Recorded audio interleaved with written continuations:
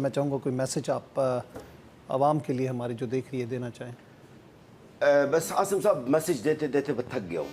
بس صرف یہ کہوں گا کہ ویسے امت مسلمہ نے غزہ کے لیے کچھ کیا ہی نہیں ہے، لیکن کم سے کم غزہ کے میری بچوں کے نام پر دولت بنانا بھی بند کیا جائے۔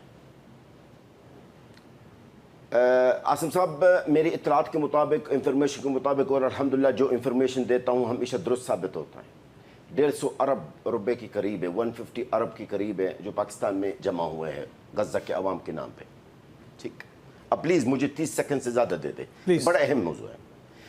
150 ارب سے زیادہ، تقریباً لگ بھگ 150 ارب روپے کا جو امداد جو جمع کیا گیا ہے پاکستان کے اندر، جس میں سے آپ کے سامنے غزہ کے عوام بھوک سے اور پیاس سے مرے کتنے لوگ ہیں وہ آپ کے سامنے، ٹھیک ہے۔ غزہ عوام کو 150 ارب میں سے کتنے ملے ہیں وہ آپ غزہ کے عوام سے پوچھیں، ٹھیک ہے۔ اس لیے میں گزارش یہ کرنا چاہتا ہوں، ابھی ایک نئی کمپین چل رہا ہے کہ ری بلڈ غزہ، آپ نے دیکھا ہوگا، یعنی غزہ نو تعمیر کے لیے، اور بھی کئی فاؤنڈیشنز ہیں، نام لینا نہیں چاہ رہا ہوں، وقت آئے گا تو نام بتاؤں گا انشاءاللہ۔ میں ان سے ایک سوال کرنا چاہتا ہوں، آپ جو غزہ نو تعمیر کرنے کے لیے آپ پیسے جمع کر رہے ہیں، مزید اور اربوں روپے آپ لوگوں نے جمع کیے ہیں، میں چیلنج کرتا ہوں ان کو چیلنج کرتا ہوں، یہ بچھا کے یہ نا چشمہ، یہ غزہ کے اندر بچھا کے دکھائیں۔ غزہ نو تعمیر کے لیے سمنٹ، بجری، سریا، مشینری کہاں سے آپ لے کے جا رہے ہیں؟ کیوں اس معصوم عوام، عظیم عوام، پاکستانی عوام کو آپ بیوقوف بنانے کی کوشش کر رہے ہیں؟ بند کر دو یہ حرام پیسہ، شہداء کی خون پر، شہداء کی لاش پر پیسہ جمع کرنا بند کر دے، بہتر ہے۔ آخر میں آپ کو اللہ کے سامنے مر کے جواب دینا اللہ کے سامنے۔ سر یہ حقوق انسان، ہیومن رائٹس وغیرہ، یہ ہم لوگوں کے مسلمانوں کے لیے نہیں ہے، یہ ہمارے لیے بنی نہیں ہے، یہ غیر ملک کے لیے جو اپنے آپ کو حقوق انسان کا علم بردار سمجھتے ہیں، وہ خود اسرائیل کے ساتھ ملوث ہیں، خود اسرائیل کے ساتھ اس جنوسائیڈ میں شریک ہے۔ تو میرے خیال میں مجرم سے کوئی انصاف کا توقع کرنا نہیں چاہیے، کیونکہ یہ خود ملوث اسرائیل کے ساتھ ہے، خود اسرائیل کے ساتھ شریک ہے۔ اسرائیل اکیلا نہیں لڑ رہا ہے، یقین کریں، میں آپ کو بتاؤں، اگر اسرائیل کو سپورٹ نہ ملتا، یہ بات یاد رکھیے میری، اگر اسرائیل کو مغربی طاقتوں سے سپورٹ نہ ملتا تو یہ اسرائیل جو آپ کے اسرائیل ہے، یہ 4 دن بھی نہیں ہمارے جنگجو کا سامنے بالکل 4 دن سے بھی زیادہ نہیں لگا سکتے، یقین کریں آپ۔ اچھا، ساتھ ساتھ میں آپ کو یہ بھی بتا دوں، ہیومن رائٹس ہو یا OIC ہو یا اقوام متحدہ محترم، ہم ہیں لاوارث، ہم کیا ہے؟ لاوارث۔ غزہ کے جو عوام مسلمان کلمہ گو بھائی آپ کے اور آپ کے ناظرین کا، ہم ہیں لاوارث، ہمارے پیچھے اللہ کے سوا کوئی بھی نہیں ہے۔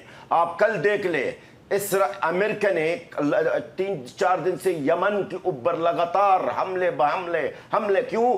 اسرائیل کی خاطر۔ یمن نے تو امریکہ کو کوئی نقصان تو نہیں دیا نا، لیکن اسرائیل کا وارث تو نکلا نا یہ امریکہ، جو یمن کے اوپر حملہ کر رہا۔ ہمارے لیے کس نے کچھ کیا ہے کیا؟ ہمارے لیے تو کسی نے کچھ نہیں کیا محترم۔ جس معاف کرنا عاصم بھائی، میں تھوڑا لمبا ٹائم لے رہا ہوں، جب 17 اکتوبر کا حملہ ہوا تھا تو اگلے دن اس وقت جو بائیڈن صدر تھا، امریکہ کا صدر، سب سے بڑا دہشت گرد تھا کوئی نہیں ہے، اگلی دن اسرائیل پہنچا ہے اور بنیامین نتنیاہو ناجائز ریاست کا دہشت گرد وزیر اعظم کو گلا لگا کے کہا کہ بے فکر رہو، میں ہوں نا، میں آ گیا ہوں۔ کیا ہمیں کسی نے کوئی گلا لگایا؟ ہمیں کسی نے کوئی ایک لفظ کہا؟ ہمیں کسی نے ایک گھٹ پانی پہنچا دیا؟ کچھ بھی نہیں ہے۔ مسلمانوں کو سر جھکانا چاہیے غزہ کے عوام کے سامنے۔ اپنا آپ کو مسلمان کہلانے کا لائق نہیں ہے۔ یقیناً جو لاوارث ہوتا، یتیم ہوتا، تو اس کے ساتھ یہی ہوتا۔ اگر ہمارے مسلمان واقعی میں مسلمان ہوتے ہیں، اگر ہمارے مسلمان رسول اکرم صلی اللہ علیہ وسلم کے حدیث کو مانتے ہیں، جو ان مسلمان ایک جسم کا مانند ہے، ہم ان کی نظر میں اس جسم کا حصہ بھی ہے کہ نہیں ہے؟ ہم اس جسم کا حصہ ہے یا نہیں ہے؟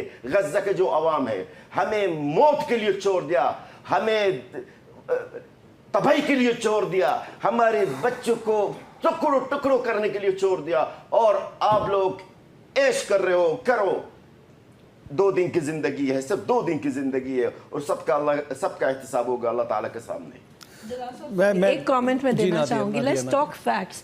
ये फैसला तो हो चुका ना कि इन्होंने गाज़ा को लेना है, इसमें कोई दो राय नहीं है। It has been decided by international forces. आप इजराइल लीड करते हैं, जब वो पता है कि वो कर रहे हैं तो हम रोक क्यों नहीं रहे? हम जालिम से क्यों एक्सपेक्ट करें कि हम लावारिस हैं तो वो हमें वारिस बन जाए? They will never be our वारिस। अगर इंटरनेशनल डिसीजन की बात करेंगे ना, नहीं इंटरनेशनली तो मैं बता रहा हूँ अव्वल तो जो डिसीजन हुआ वो सिर्फ गजा को नहीं है, वो ग्रेटर इसराइल का डिसीजन हो चुका है। एग्जैक्टली, यानी सिर्फ गजा नहीं है, गजा है तो 40 किलोमीटर है। ये तो इब्तिदा है अभी, वो इब्तिदा, वेरी गुड।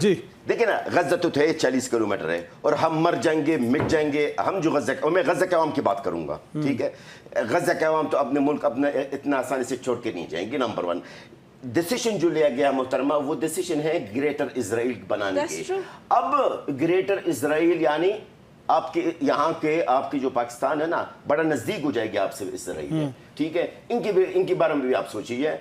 हम तो यही थे कि हम यही कह रहे हैं, हमारे उम्मत मुस्लिमा को जागना चाहिए, समझना चाहिए कि हो क्या रहा है। गजा से टारगेट नहीं है। हम जालिम से हेल्प नहीं मांग सकते, because they are the one who is creating everything.